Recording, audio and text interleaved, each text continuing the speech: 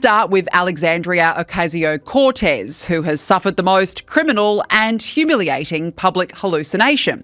So she's at the Munich Security Conference. And I know you might ask, why the heck is she at a conference in Germany? I don't know. The mind boggles. But let me set the scene. She goes over to Munich. The media says the world is watching.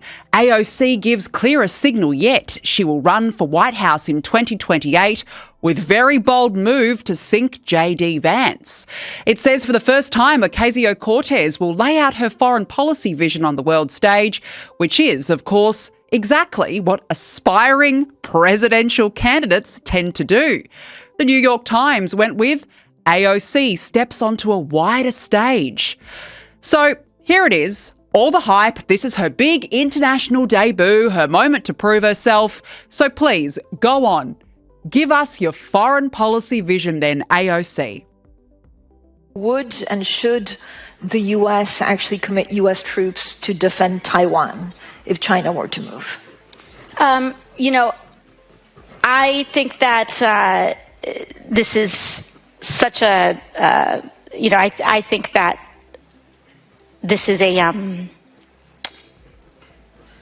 of course a very long-standing policy of the United States, and I think what we are hoping for is that we want to make sure that we never get to that point, and we want to make sure that we are moving in all of our economic research and our global positions to avoid any such confrontation and for that question to even arise.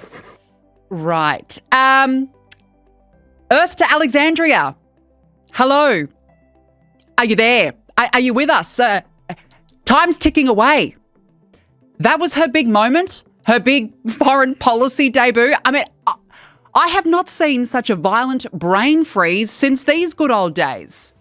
Homeland Security Secretary, I'm not sure you're going to introduce you all the way. Yeah, you know what, actually, roll another one, please. For example, one of the reasons why I decided to talk about the need to deal with the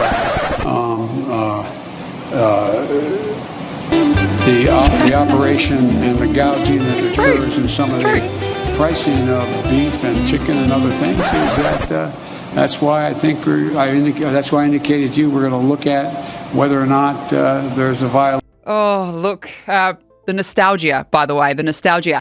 You see, the wheels were turning up there for AOC too, but it seems as though the brain-mouth connection just fails the Democrats. In fact, it's giving Joe off his marbles mixed with this. I personally believe that U.S. Americans are unable to do so because some people out there in our nation don't have maps, and I believe that our education, like such as in South Africa and the Iraq, everywhere like such as, and I believe that they should, our education over here in the U.S. should help the U.S. or should help South Africa and should help the Iraq and the Asian countries. It never gets old, does it? And when you think about it, the question that was asked to AOC was pretty straightforward, that you would think for a woman who apparently has a degree in international relations. So you'd think, well, she ought to know a thing or two then about international relations. Should the US commit troops to defend Taiwan? Fancy not even understanding the very basics of US foreign policy. I mean, all she had to do was talk about previous Democrat decisions on Taiwan. That would have been sufficient. Joe Biden once said US troops would defend the island if there was an unprecedented attack.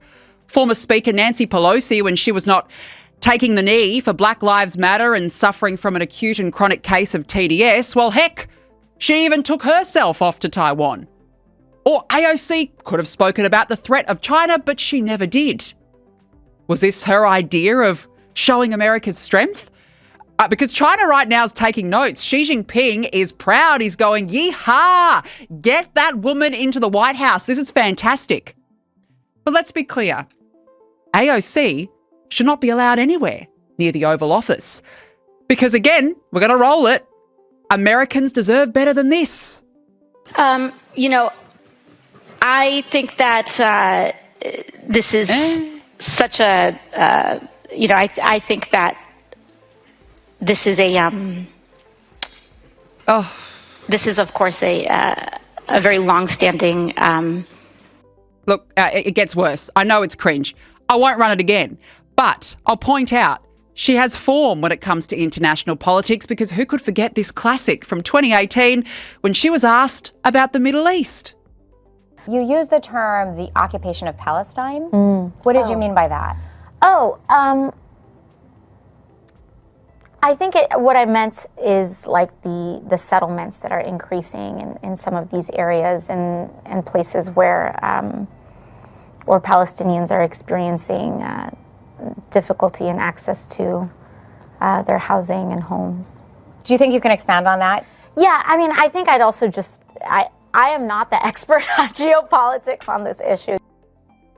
Blow me down. Really? I would never have guessed. And now back to Munich, because it didn't end there for AOC. She seems to really be taking cues from the Democrats' public speaking guide for dummies. Now have a listen to this and ask yourself, please, who does it remind you of? I think what we identify is that in a rules-based order, hypocrisy is vulnerability. And so I think what we are seeking is a return to a rules-based order that eliminates the hypocrisies around when too often in the West we look the other way for inconvenient populations to act out these paradoxes. Sorry? Sorry, what? What on earth is she on about? Let's give her another go. So I think one of the reasons why, not just myself, but many of our colleagues here, in fact, many Democrats that are here as well, is because we want to tell a larger story. That what is happening is indeed very grave. And we are in a new era, domestically and globally. There have been many leaders who've said we will go back. And I think we have to recognize that we are in a new day and in a new time.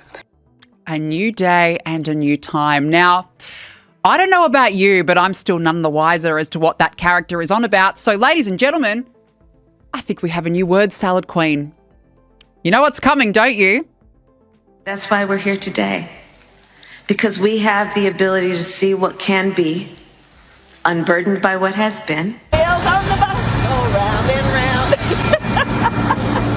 You think you just fell out of a coconut tree? You exist in the context of all in which you live and what came before you. Oh, look, I don't miss that. But Alexandria and Kamala, both as dumb as a box of rocks. In fact, I'll go as far as saying I think that AOC is dumber than Kamala. Kamala may even be more coherent, and she's never sober when delivering a speech. A couple of wines and a word salad, that speaks volumes. As Senator John Kennedy once said of AOC, I think she's the reason there are directions on a shampoo bottle. Oh, it never gets old, and he's not wrong.